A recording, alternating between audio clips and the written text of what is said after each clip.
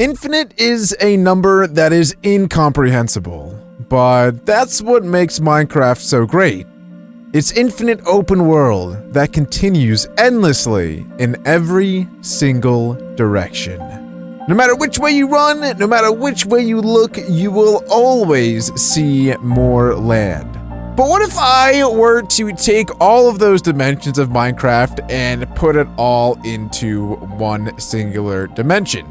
What would Minecraft look like? This. Today, I am going to be playing Minecraft in essentially one dimension. A straight line. Well, I guess that's 2 dimensions. But it sounds a lot cooler when I say 1 dimension, so I will continue saying 1 dimension. But yes, my objective of this series is to beat the entire game of Minecraft while only playing in 1 dimension. If you guys enjoy this video, please do me a favor and hit that like button. It'll show me that I should make a part 2 and continue the series. Also, this video was inspired by Duck.io or Duck.io. I don't know. Link in the description though. He made a video pretty similar to this and it was awesome. So thank you for that video. Anyway guys, enjoy. And as I picked my head up on the very first day, everything started to fall into place. I soon realized how absolutely insane this challenge was. It sort of felt like I was living on the Great Wall of China, if the Great Wall of China was made of grass, stone, and just wildlife in general. As I looked to my left and also to my right, I realized that I was stuck in between 2 trees. So what else to do is there than to break the trees? Then of course I would use those trees to make something else that cuts trees even faster. And so now I just cut even more trees down. I didn't really know what else to do other than keep running and farming trees. One thing I was a little bit concerned about was actually getting food. So what I decided to do shortly after chopping down a couple of trees is attempt to get some seeds. This way I could start a wheat farm. And this would probably be my most sustainable way of getting food. As I cleared out all the trees, I looked around and I realized how absolutely terrifying it is to try to survive on a singular block. I could literally fall off at any time. Luckily though, this is not a hardcore world though, so I can die and respawn, but of course I will lose all of my items as they will fall into the abyss down below. I quickly realized that these trees were getting very, very annoying because there was no way for me to get around them other than just dig right through them. And so it was at this moment that I realized the first thing I'm going to craft with diamonds is definitely an axe, just so that I can tear through these trees faster. One thing that was pretty cool though was I could see basically all the way down to bedrock, which is going to be very helpful for finding diamonds, I would assume. And so after my axe broke, I decided that I would go mining. I peeked around in third person and I found coal pretty quickly. Then I made some stone tools. I actually found a lava pool pretty soon as well. This whole third-party mining was actually pretty fun, I'm not gonna lie. I may be really excited to go mining because it was sort of like having X-ray without actually having X-ray. And then I dropped into what I guess you would call a cave, but I'm not entirely sure that this really qualifies. I'll have to look up the definition of a cave. And then I cheated again and found some more iron. I don't really know if this counts as cheating. Let me know in the comments if you think that this third party peeking counts as cheating. Third person. Sorry, I keep calling it third party. It's called third person peeking. And just like that, we got ourselves some iron. And the sun started to set, which was pretty scary because I didn't have anywhere to live or hide from mobs. And if a skeleton spawns, I knew it could shoot me right off the edge and be the death of me. So then I quickly crafted a furnace, put the coal in there, put the iron there, and waited until I had enough iron to get an iron pickaxe. Because one of my first objectives was to get some diamonds. And I think with this third person peeking, it shouldn't be too difficult. Before I went mining any deeper, I decided to grab my iron and craft an iron pickaxe. This would allow me to finally start to mine diamonds. Not that I have found any already, but you know, it gave me some hope. Luckily, the thing that I was scared about most, which was the skeletons, I hadn't seen it yet, and it's been a couple of minutes into the nighttime, so I'm not really sure why, but no mobs have spawned, but I'll take it. And finally, I made it to the lava. There was bedrock all over. I found redstone, I found iron, and what was that? Something blue off in the distance. I couldn't tell if it was diamonds or not. It was a dark blue color, but it was also nighttime out, so I wasn't sure if that was either diamonds or lapis, but I decided to mine over to see anyway. Turns out as I got closer, I realized that it was just lapis, and my hopes were up. All this mining, though, did make me finally realize that since the map is obviously one dimension, getting big veins is nearly impossible, and so if I ever do find diamonds, it would most likely only be 2. So that kind of upset me a little bit, to be honest. And then as I looked around really far into the distance, I realized that there were basically no diamonds in sight. And so I decided to mine up a little bit, grab some iron and gold, and then head back up to the land. And finally, the sun was rising again. And then I realized that I was right next to an ocean. I've never swam in one-dimension ocean before, so I was kind of curious to see how the heck this would go. I wondered if there would be fish in here. What a horrible life it would be for fish. As I started to swim, I realized that there wasn't really too much going on. There were no fish, there were just random coral in the middle of the ocean, and it didn't really make much sense. Also, I found out that I could actually breathe through the side of the water, but it was really sketchy, so then I swam back up to the top. As I swam and swam and swam and swam some more, I finally found some land. I didn't really know what biome it was, though. It looked really interesting, but then when everything rendered in, I found out that it was just more trees. Lovely. Then I found something very interesting. There was a ravine within the actual ocean. So I decided to make a little leap of faith, jump out of the water, and fall down to the bottom of it. This way I could actually peek around and see if there were any diamonds anywhere. I decided to mine a little bit just so I could get some breath, because I started to take damage. And then I fell very close, very nearly to my death, but luckily I caught myself. Now I can have a proper look to see if there were any diamonds anywhere. I took a look to the right, and then I took a look to the left, and oh my goodness, guys! I think we found the jackpot.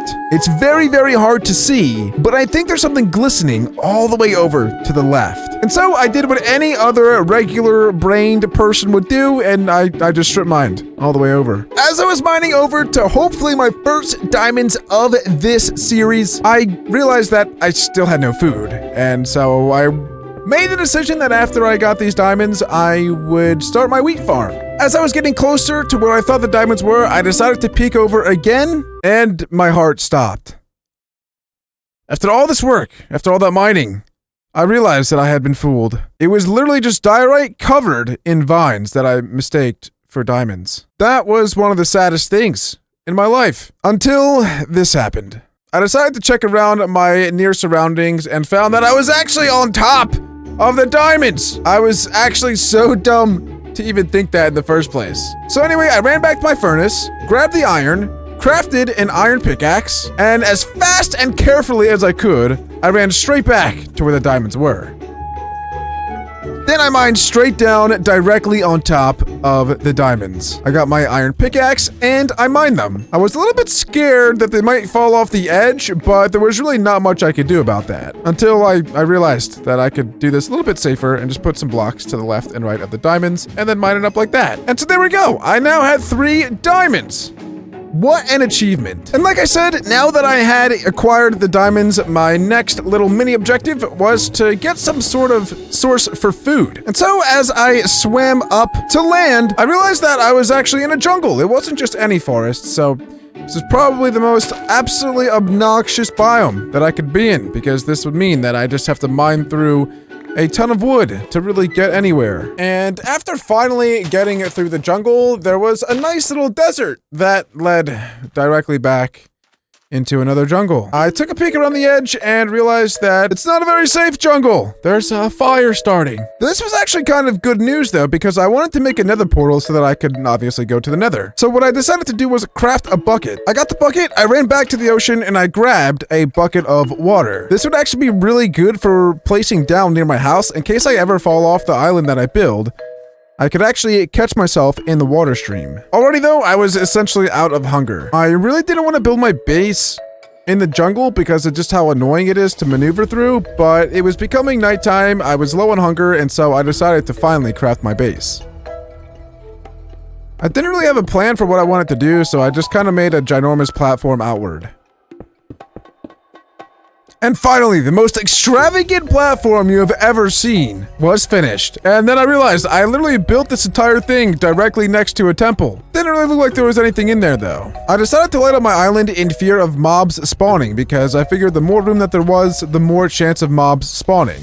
Literally, as I was lighting everything up, I saw that there was actually a creeper and some zombies that were further down the walkway. It was at this point that I realized that having a bow and arrow will probably be the most useful weapon throughout this entire series, because I could simply just knock mobs off the edge of the map. Then I heard a spider. I turned around and saw him charging. 1 hit, 2 hit, and 3 hits, and he was dead. But I was really, really low on hearts. So quickly I decided to patch up any other walkway that any mobs could possibly get to me. For some reason, the wheat grew incredibly quickly. I didn't change any world settings, so I wasn't entirely sure why this was. But I wasn't complaining. It was basically like an infinite source of wheat. I feel like some people will think that I cheated, but honestly, I don't even know how to change the setting of like the world speed or whatever, so I didn't really know what to do. I hired a guy off Fiverr to make the map, so I just blame him. Just blame that guy. A link to his Fiverr will be in the description though if you do want to hit him up. This was actually the most fun that I had ever had farming in Minecraft. There was nothing more pleasing or satisfying to watch than to see wheat grow within seconds. And then I realized the creeper tried to get up to me, so I yeeted him off the edge. And so I literally just planted seeds and watched the wheat grow before my eyes. It was really, really fun. I was basically playing on a world that just had bone meal spamming it 24/7. At this point, I already had over a stack of wheat, but I was just having too much fun farming, so I decided to just keep on going.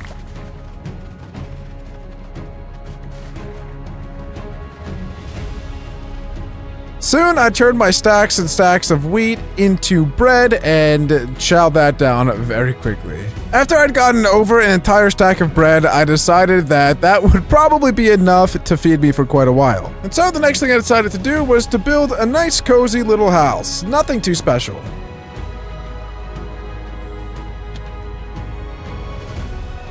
Then I climbed the ginormous jungle tree next to my house and took down the King Kong of trees. First of all, this would give me a lot of wood to build my house out of, and also it would get this stupid giant tree out of my way. There were a couple leaves that were annoying me up here because these vines were just falling down into my house. So I decided to climb up and try to destroy the vines, but it seemingly was a lot more challenging than it looked. I broke 1 block and I thought that all of the other leaves would update, but they didn't. Finally, they did, and I almost fell to my death. Luckily, I had 2 hearts left.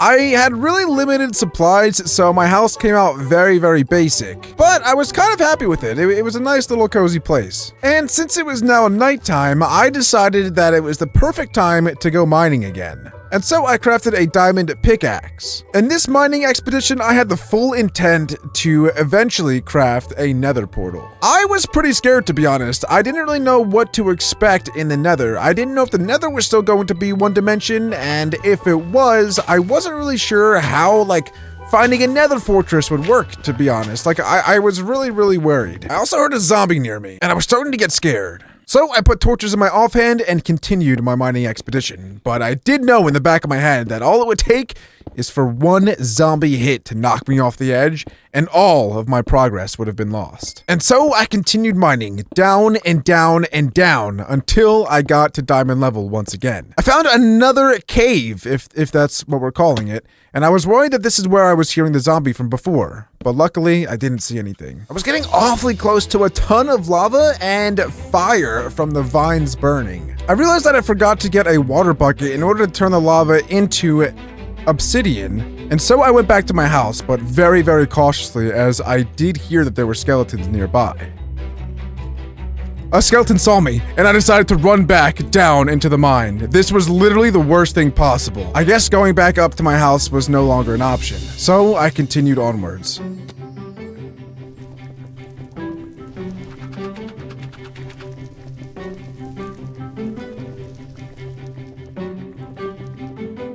After strip mining for quite some time, I decided to do another third-party peek, and I was right on top of the lava, and I'd actually spotted even more diamonds. I was actually like right on top of it. I was very lucky. To go down though, I decided to grab some iron on the way, because before entering the nether, I really wanted to have at least some iron armor. So I mined down to the level that the diamonds were at and mined straight over to them. And just like that, we managed to get ourselves another 3 diamonds. Now that it was daytime, I went back to my house and I went to the ocean right across from my house to grab some water. And now that I had my water, it was time to go back to the lava to turn it into obsidian. This way I could mine it up and make myself a nether portal. What I decided to do was actually put water in the middle of the walkway, this way turning all of the extra lava that was pouring out the side into cobblestone. I decided to do this a couple of times. This way it would just suppress a lot of that lava. But the only way to turn it into obsidian is to find the actual source of the lava. And so what I decided to do next was actually quite risky. I wanted to try to fall down the water while picking it up. And so I did. I picked up the water and quickly the water fell. It made me a little bit nervous because I was so close to death, but luckily I survived. This was a big mistake. Because of how fast this world speed actually is, the fire is spreading insanely fast. And that put me in a lot of danger. So I just decided to try to spread my water as fast and as far as I possibly could. Although getting all the wheat was really fun and cool, I'm sort of regretting that it was even a thing at all. Because I was just getting cooked to death. I really didn't know what to do. With all of these vines everywhere, it seemed like no matter where I went, I was catching fire. But I managed to find a sneaky little spot that didn't really seem to catch fire too often. And so I started mining some obsidian. After a couple seconds, I finally managed to get my first piece. And I also got the achievement Ice Bucket Challenge. Hastily, I was mining everything that I could because I wanted to get out of here as fast as possible.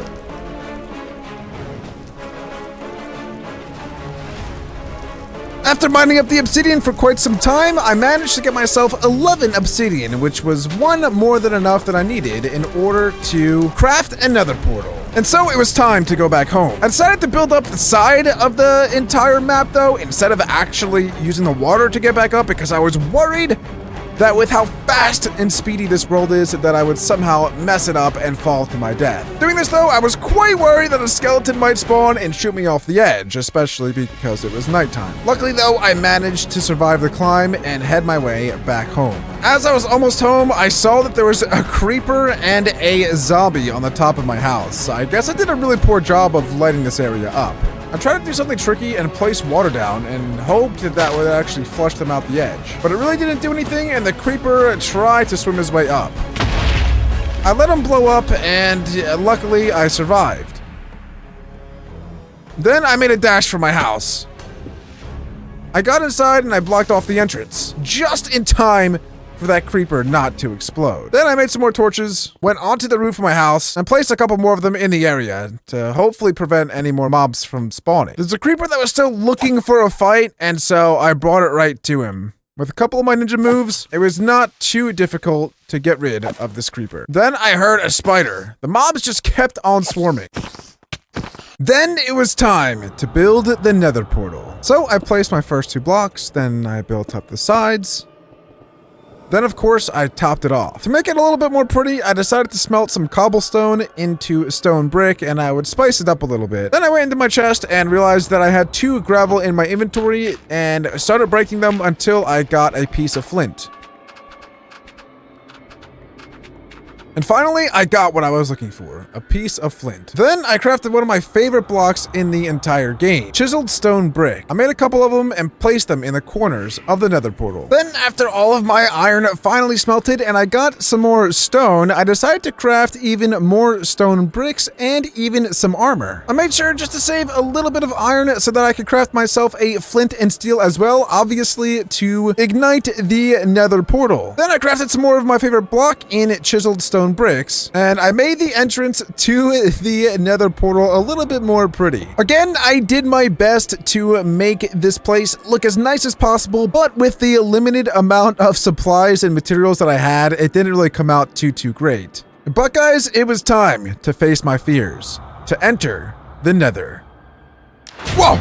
Before I even went in, a zombie pigman had already been spawned through the portal. That was definitely a warning sign, and then another one popped up. And another. This was scary. But I decided to face my fears and enter the nether with minimal armor, little to no weapons, and no idea with what was about to come.